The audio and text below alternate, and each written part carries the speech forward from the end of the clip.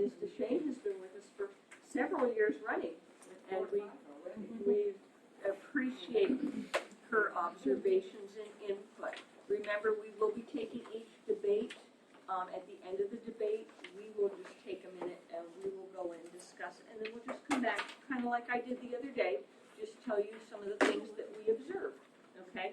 And then we will go on to the next topic, okay? Our first, and Megan, thank you for being our timer. And she's the winner. Excellent, okay. So we have flags from Malia, she's right there, and we have then Megan doing our timing. The first group that we will hear from is, group number 1 will be dental hygiene should be an autonomous profession with an independent board of dental hygiene. Thank you. Our first speaker from the pro side. Okay, I didn't get your rundown. All right, so I'm not going to be able to introduce you. Hello, Colleen O'Brien.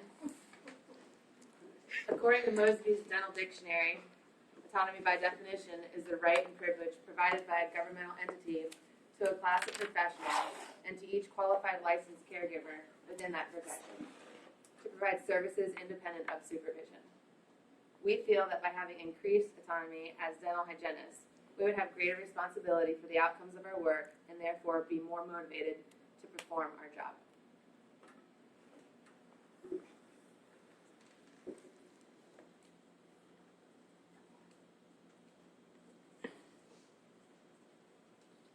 And we will now have a question from Mrs. Apollo.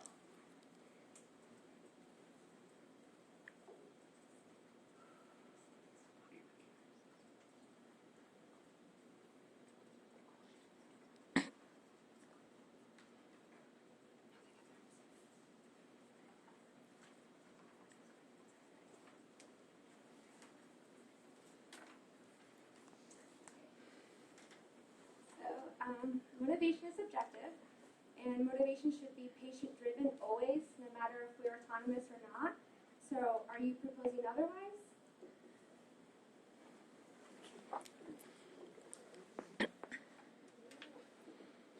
Good morning, my name is Nancy. Good afternoon. And yes, you do propose a really good point.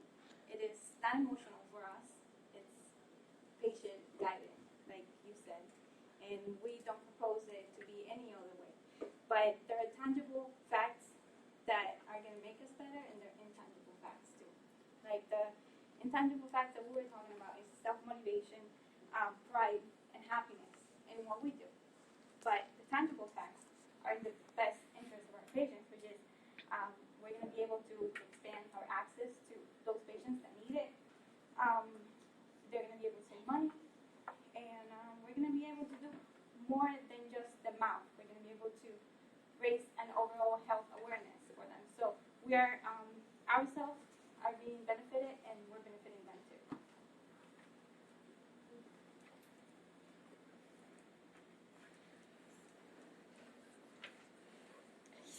And we will now hear first construction point from the con side from Ms. Lee.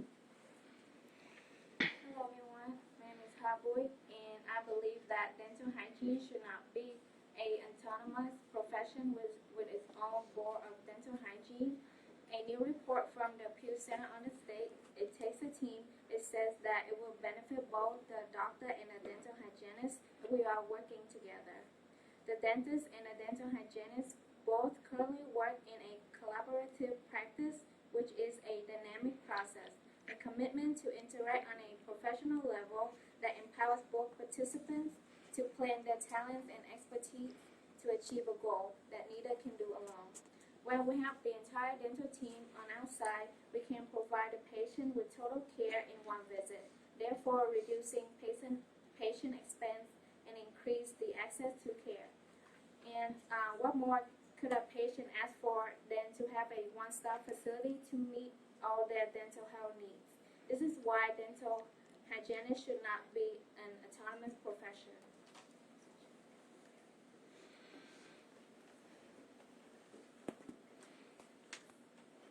And we will now have a question from Ms. Gonzalez.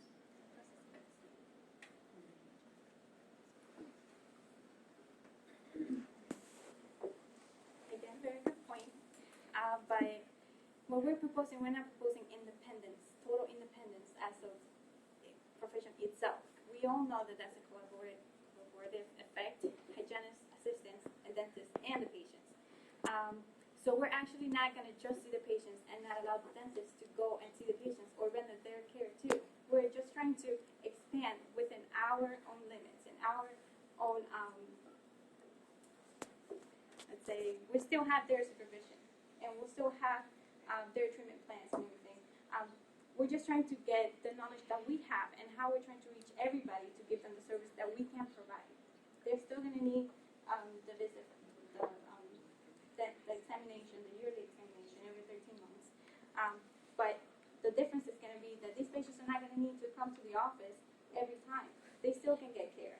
And if they do need any further care that it would involve the dentist, then we will provide that reference so that they go and they take, be taken care of. She didn't ask a question.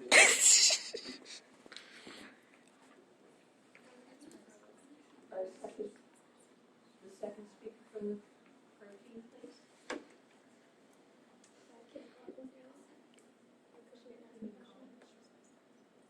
She just did answering your question. No. No, excuse me. Go ahead. You respond. I'm sorry. Yes, response from Mrs. Zapata. Okay, well, you didn't ask a question for me to answer, but I think your point was a valid point. But that being said, what we are saying is that the way it's been working for years, it's the best way because it provides profits for both us and the dentist, and it's like she says, a one-stop shop for our clients to come, our patients to come in and have all the work they need to get done.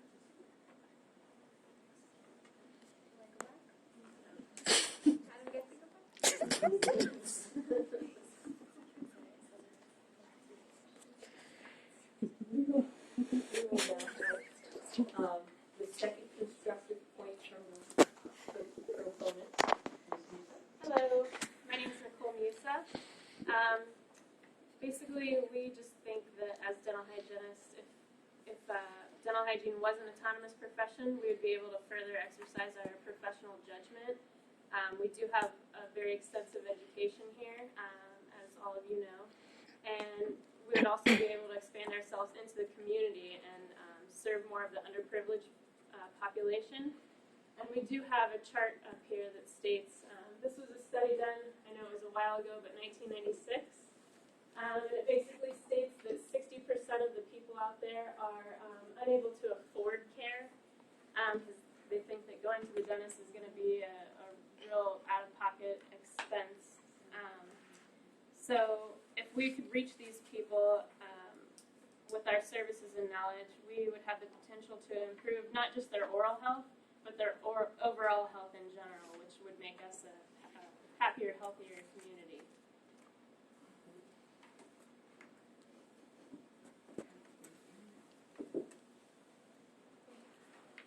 Question for Mrs. Zapata. Thank you. Professional judgment can be fully utilized when working as a team. So are you proposing working together limits dental hygienists?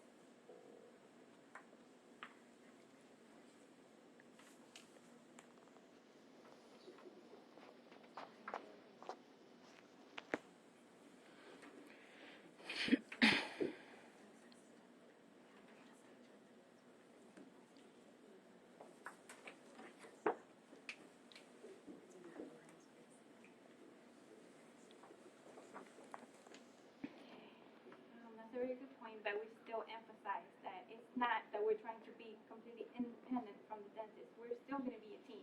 We're working with the dentist and the patients together. The only difference is that it's not only one office, because that's the problem. That's why 60% of the people can't get to the care because they don't have the access. We're proposing access. We're not proposing independent care to them. We can't do many of the things that they can do. And yes, it is convenient, but it's also more expensive. So by giving more access to care, these people that don't get the opportunity to get to these offices are going to be taken care of and are going to be referred to those offices where the dentists are going to be with the hygienist. And we will have our final point from the side from Ms. Johnson.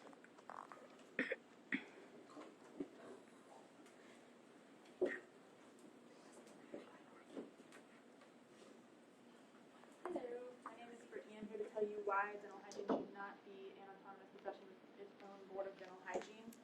A monopoly is defined as a situation in which a single company owns all or nearly all of the market for a given type of product or service. This would happen in the case that there is a barrier to entry into the industry that allows a single company to operate without any competition.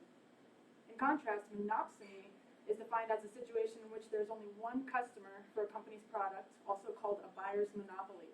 So in a traditional monopoly, the company owns all the power. In a monopsony, the customer owns all the power because they have so many options. In regards to dentistry, monopsony means that each customer or patient has the luxury of choosing one office from thousands of dental offices to meet their dental needs. Increasing the number of dental care providers will decrease revenue for individual practices. Researchers at the University of Minnesota suggest that this will be the outcome of greatest likelihood if dental hygiene becomes an autonomous profession. In a few states, autonomous dental hygiene has already been legalized. Research gathered by the Washington Department of Health concludes that dental hygienists who are currently privately practicing dental hygiene are actually earning less income than the average hygienist in the United States working in private practice with a dentist. In an article called How New Dental Providers Can Benefit Patients and Practices, the Pew Center on the States found that the professionals working together in the dental office would increase profits from 17 to 54% over solo practitioners. The research shows that dental hygiene should not be an autonomous profession. This is monopsony explained. The blue line stands for wages and demand for labor. And as you can see, as the supply of labor goes up or dental hygienists are more utilized and there's a dispersed market of dental hygienists out there, that's a greater supply of labor. However, the wages and demand for labor will go down. So we're making less money and there'll be less demand because there's more supply of dental hygiene. Thank you.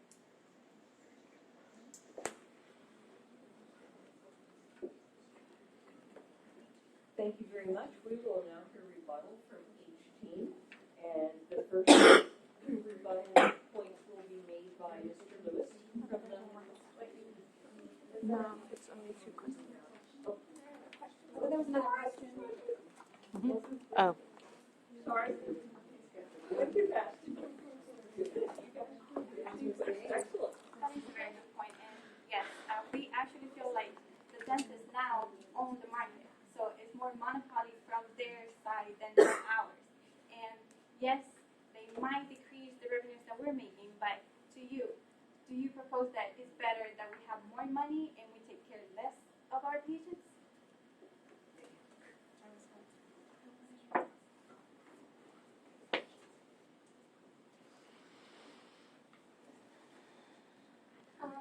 Well, to answer your question, no, we don't. We're not saying that money should be the driving force. Actually, as Haas said in her first point, we're patient force. Like that's the well-being of our patients is our top priority, and that's why we think that autonomy would make it more of a money field because you can make more money, or you think that you would make more money, and that would be your driving force. But our point is that being patient-centered is the best way. So no, we don't think that money is more important than our patients. Thanks for your response. Sorry. Now we will have a wrap up and we'll hear rebuttal from Mr. Lewis.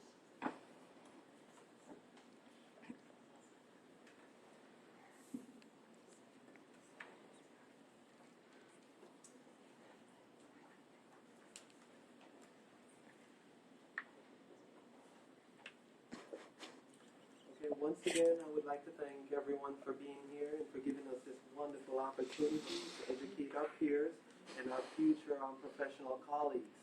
Now, dental hygiene is a wonderful profession, and we all want what is best for our profession, don't we? We want to see it grow, we want to see it mature, and we want it to be the best that it can be. We don't want anything to hold us back, right? Why? Because this is our aspiring profession, and it is our duty to see our profession prosper. my colleagues and I have spent an extensive amount of time evaluating the benefits of dental hygiene being an independent profession. However, we have found that the disadvantages of dental hygiene being independent practice far outweighs the advantages. Like you, my colleagues, we were appalled by this information. But the facts that we have presented speaks for itself. We have provided you with facts, not emotions, on how we feel, because we believe that facts is the driving force for our profession to prosper, not emotions. For Laura's question on costs to the facility, our opponents failed to show how this would be proven profitable or financially attainable. The major point for our opponent was that through being an independent practice, it would somehow bring the hundreds of thousands of dental hygienists around the country more money, right, than what they're currently making in the dental office. They neglect, however, to mention how this amount of money would be brought up when they have to maintain the facility, purchase materials, and also purchase equipment. How will you come up with this money to start your own practice? Let me tell you how. By charging the patient triple the amount. Nancy also stated that this endeavor will save the patient money. However, she later came back and she also said that it would be too expensive to have autonomy. How is this possible, my friends? Now, being an independent profession should not be looked down as a tragedy or as a catastrophe. Instead, look on it, my friends, as a revelation. So being an independent practice is not going to increase my salary, is not going to help my patients, is not going to help the field of dentistry. This doesn't mean that we have failed. It means, however, that we had in the process explored an aspect of our profession that seemed before impossible. Let me tell you what is failure, my friends. It is to pursue independent practice, knowing that it is not practical and it would jeopardize our profession and our patients' well-being. That is failure, my friends. We have realized that our home is with the dental team, and it is through this team that we have excelled since the beginning of our practice. It is also through this team that we have reaped the financial rewards, our self-fulfilling mission of quality care to the population, and the feeling of satisfaction to ourselves and our career as a dental hygienist. And this is the reason why we stand by saying that dental hygiene should not be an autonomous profession. And with that, we would like to rest our case.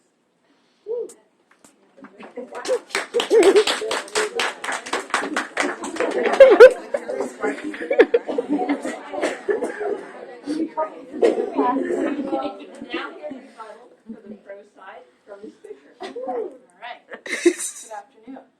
Thank you very much for your input, even though those were all brand new points. So thanks, Andy. The reference of business states that higher levels of autonomy on the job have been shown to increase job satisfaction, as we stated.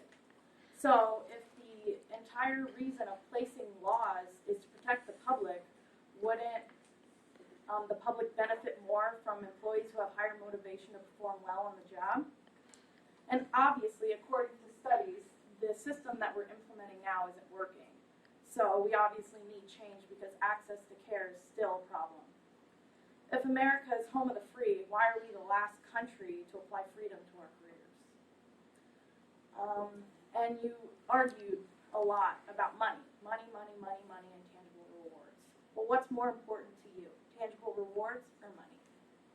Or the health of your community? Excuse me, health of your community. Thank you.